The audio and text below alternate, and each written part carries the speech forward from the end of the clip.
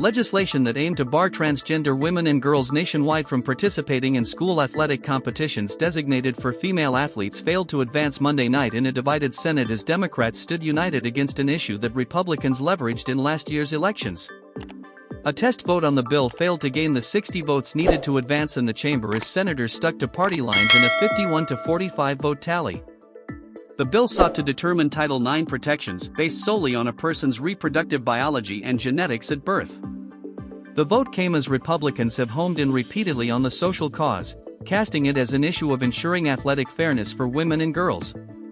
President Trump signed an executive order last month giving federal agencies wide latitude to ensure entities that receive federal funding abide by Title IX in alignment with the administration's view, which interprets sex as the gender someone was assigned at birth.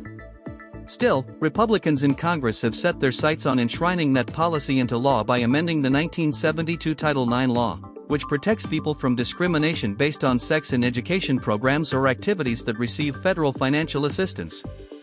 Around the country we have seen biological men who identify as women, take up spaces in medals in athletics meant for actual women, said Senate Majority Leader John Thune, Republican South Dakota, adding, "This is a matter of fairness and equality." The House had already passed similar legislation with only 2 Democrats in support, but the setback for the bill in the Senate showed the steep climb for any legislation that targets LGBTQ people.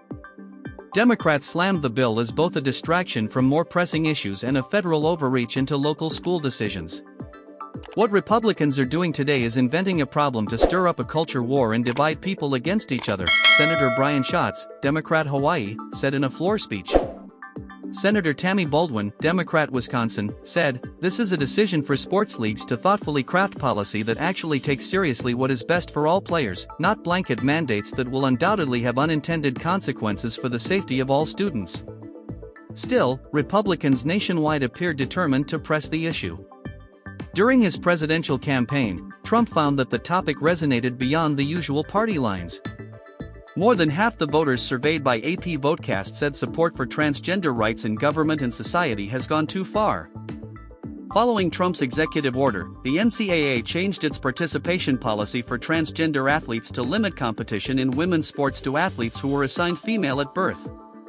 In Minnesota on Monday, the State House braced for a similar debate on a GOP-backed bill that would apply to primary and secondary schools.